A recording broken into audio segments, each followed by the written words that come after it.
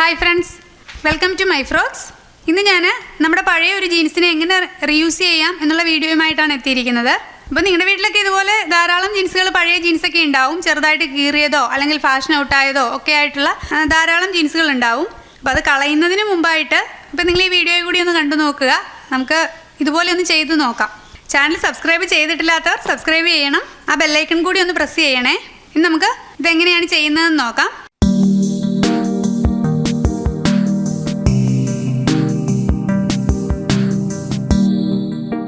ഇത് പാൻറ്റിൻ്റെ താഴത്തെ ഭാഗമാണ്. ഇത് രണ്ടായിട്ട് ഞാൻ മടക്കിയിട്ടിരിക്കുകയാണ്. നമുക്ക് ജീൻസിൽ നിന്നും പഴയ പാൻറ്റിൽ നിന്നൊക്കെ ഒത്തിരി സാധനങ്ങൾ ഉണ്ടാക്കാൻ പറ്റും കേട്ടോ. ഞാൻ ഇപ്പോൾ ഇതിന് മുമ്പ് ഒരു നല്ല മിഡി ഉണ്ടാക്കുന്ന വീഡിയോ ഇട്ടിട്ടുണ്ട് പഴയ പാൻസിൽ നിന്നും. ഞാനിവിടെ ഒരു 12 ഇഞ്ച് മാർക്ക് ചെയ്യുന്നു. ഇവിടെ നിന്നുമാണ് 12 ഇഞ്ച് താഴേക്ക് മാർക്ക് ചെയ്യുന്നത്. നമുക്കിത് കട്ട് ചെയ്തെടുക്കാം. ഞാനിത് ഇപ്പോൾ 2 പീസായിട്ട് മുറിച്ചെടുത്തിട്ടുണ്ട്. 2 കാലാണ്, 2 പോർഷൻ ഇങ്ങനെ മുറിച്ചെടുത്തിട്ടുണ്ട്. നമുക്കിതിൻ്റെ ഈ കൂട്ടി തയ്ച്ചിരിക്കുന്ന ഈ പോർഷനില്ലേ, ഇതുവഴി ഇങ്ങനെ കട്ട് ചെയ്തെടുക്കുക. 2 പീസിലും അതുപോലെ തന്നെ എടുക്കുക. അപ്പോൾ നമുക്കിങ്ങനെ നീളത്തിലുള്ള 2 പീസുകൾ കിട്ടി. ഇനി നമ്മൾ ഈ കട്ട് ചെയ്ത ഭാഗത്തെ ഈ തയ്യലില്ലേ, ഇതുകൂടി കട്ട് ചെയ്ത് മാറ്റുക. 2 പീസിലും ഈ തയ്യൽ കൂടി കട്ട് ചെയ്ത് മാറ്റുക. അതിനുശേഷം ഈ 2 പീസും കണ്ടോ, നല്ല ഭാഗങ്ങൾ ഫേസ് ടു ഫേസ് വരത്തക്ക രീതിയിൽ വെക്കുക. നല്ല ഭാഗങ്ങൾ ഫേസ് ടു ഫേസ് വരത്തക്ക രീതിയിൽ വെച്ചിട്ട് ഇതിൻ്റെ ബാക്കി 3 ഭാഗവും താഴെയും 2 സൈഡും തയ്ച്ചു പോവുക. ഈ ഭാഗം, അതായത് പാൻറ്റിൻ്റെ മടക്കി തയ്ച്ചിരിക്കുന്ന ഭാഗം ഉണ്ടല്ലോ, ഏറ്റവും താഴത്തെ ഭാഗം, ഇവിടെ കൂട്ടി തയ്ക്കരുത്. പഴയ പാൻറ്റായതുകൊണ്ട് കുറച്ച് ഫെയ്ഡായിട്ടൊക്കെ ഉണ്ട്. അപ്പോൾ ഇതെങ്ങനെയാണ് തയ്ക്കേണ്ടതെന്ന് ഞാനിവിടെ വരച്ച് കാണിച്ചു തരാം നിങ്ങൾക്ക്. ഈ കോർണറിൽ നിന്നും 1.5 ഇഞ്ച് ഈ ഭാഗത്തേക്ക് മാർക്ക് ചെയ്യുക. അതുപോലെ തന്നെ ഈ കോർണറിൽ നിന്നും 1.5 ഇഞ്ച് ഇവിടെയും മാർക്ക് ചെയ്യുക.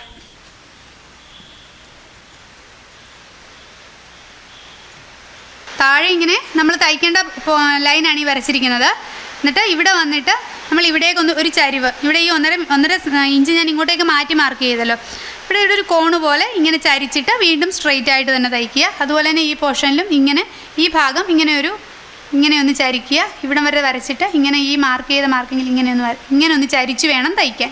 എന്നിട്ട് സ്ട്രെയിറ്റ് ആയിട്ട് തയ്ച്ചു പോവുക. ഈ എഡ്ജ് പോയിൻ്റ് മാത്രം ഒന്ന് ചരിച്ച് തയ്ക്കുക, ഇവിടെയും അതുപോലെ തന്നെ ഈ പോർഷനിലും. ഈ എൻഡ് പോർഷൻ, ഈ പോർഷൻ വരുമ്പോൾ നമ്മൾ ഈ വരച്ചിരിക്കുന്നത് പോലെ അല്പം ചരിച്ചു വേണം തയ്ക്കാൻ. അതുപോലെ ഈ എഡ്ജ് പോർഷൻസൊക്കെ നമുക്ക് മെഷീനിൽ കയറത്തില്ല, സാധാരണ മെഷീനുള്ളവർക്ക് കയറത്തില്ല എന്നുള്ളവർക്ക് ഇത്രയും ഭാഗം മാത്രം നമുക്ക് കൈകൊണ്ട് സ്റ്റിച്ച് ചെയ്താൽ മതി. ഈ 2 പോർഷനേ ഉള്ളൂ നമുക്ക് മെഷീനിൽ കയറാതെ വരുന്നത്. സാധാരണ മെഷീനാണെങ്കിൽ കയറാതെ വരുന്നത് ഇവിടെ കട്ടി കൂടുതലായതുകൊണ്ട്. അപ്പോൾ ഇവിടെ മാത്രം നമുക്ക് കൈകൊണ്ട് സ്റ്റിച്ച് ചെയ്യാം. നമ്മൾ ഇതുവഴി സ്റ്റിച്ച് ചെയ്തിട്ടുണ്ട്. ഇനി നമുക്ക് ഇതിനെ റിവേഴ്സ് ചെയ്തെടുക്കാം. നല്ല ഭാഗം എടുക്കാം.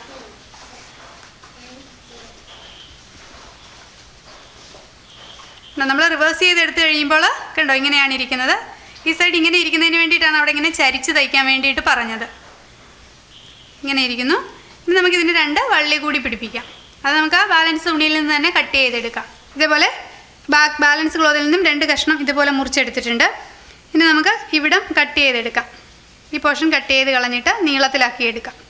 നമുക്കിത് നീളത്തിലുള്ള 2 തുണി കഷ്ണം കിട്ടിയിട്ടുണ്ട്. ഇനി നമുക്കിതിനെ മടക്കി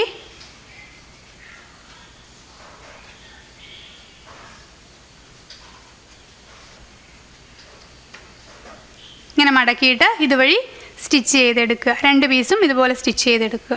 ഇതുപോലെ നമ്മൾ 2 വള്ളി സ്റ്റിച്ച് ചെയ്തെടുത്തിട്ടുണ്ട് കണ്ടോ. ഇനി ഇതിൻ്റെ ഈ ഭാഗത്തായിട്ട് അകത്ത് വെക്കണം.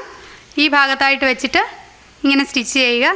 ഇവിടെ നിന്നും ഇങ്ങോട്ടേക്ക് ഈക്വൽ ലെങ്ത് ആയിരിക്കണം കൊടുക്കുന്നത്. 3 ഇഞ്ചെങ്കിൽ 3 ഇഞ്ച് അങ്ങനെ കൊടുത്തിട്ട് 2 സൈഡിൽ നിന്നും 3 ഇഞ്ച് വീതം മാർക്ക് ചെയ്തിട്ട് ഇതേപോലെ വെച്ച് ഇവിടെ സ്റ്റിച്ച് ചെയ്യുക. അതേപോലെ തന്നെ മറു സൈഡിലും ഈ ഒരു അടുത്ത വള്ളി വെച്ചിട്ട് സ്റ്റിച്ച് ചെയ്തെടുക്കുക. നമ്മൾ വള്ളിയും കൂടി സ്റ്റിച്ച് ചെയ്ത് പിടിപ്പിച്ചിട്ടുണ്ട്. നല്ല അടിപൊളി ഒരു ബാഗാണ്, റെഡി ആയിട്ടുണ്ട്. ഇനി ഈ ബാഗിനെ നമുക്ക് ഭംഗിയാക്കാൻ വേണ്ടി ഇതുപോലെ ഫ്ലവർ, ഇത് നമുക്ക് കടയിൽ വാങ്ങിക്കാൻ കിട്ടുന്നതാണ്. ഇതുപോലെ ഫ്ലവർ, ഇതുപോലെ അത് നിങ്ങളുടെ ക്രിയേറ്റിവിറ്റി അനുസരിച്ച് നിങ്ങൾക്ക് എങ്ങനെ ഡെക്കറേറ്റ് ചെയ്ത് വെക്കാം എന്നുള്ളത്. ഇതുപോലെ ഫ്ലവർ വെക്കാം, അല്ലെങ്കിൽ ഇതുപോലെ ഷോ ബട്ടൺസ് വെക്കാം. അതുപോലെ തടിയുടെയൊക്കെ ബട്ടൺസ് കിട്ടും, അത് വാങ്ങി നല്ല ഭംഗിയായിട്ട് വെക്കാം. ഞാനിപ്പോൾ ഇതുപോലെ ഈ തടി കൊണ്ടുള്ള ഈ ബീഡ്സ് ആണ് വെക്കുന്നത്. ഇത് ശരിക്കും കാറിൻ്റെ സീറ്റ് കവറാണ്, പഴയ സീറ്റ് കവറാണ്. ഇതപ്പോൾ മോശമായപ്പോൾ ഞാൻ ഇതിൻ്റെ ബീഡ്സ് മാത്രം കട്ട് ചെയ്തെടുത്തതാണ്. അങ്ങനെ നമുക്ക് വളരെ ഭംഗിയുള്ള ഒരു ബാഗ് വളരെ എളുപ്പത്തിൽ തയ്യാറാക്കാം. അപ്പോൾ ഇനി നിങ്ങളെല്ലാവരും ഇതുപോലെ ഒന്ന് ചെയ്ത് നോക്കുക. അപ്പോൾ ജീൻസ് അല്ലെങ്കിലും സാധാരണ പാൻ്റ് ആണെങ്കിലും കട്ടിയുള്ള തുണിയാണെങ്കിലും നിങ്ങൾക്ക് ഇതുപോലെ ചെയ്തെടുക്കാം. അപ്പോൾ എല്ലാവർക്കും ഈ ഐഡിയ ഇഷ്ടപ്പെട്ടിട്ടുണ്ടാവുമെന്ന് വിചാരിക്കുന്നു. എല്ലാവരും ചെയ്ത് നോക്കണം.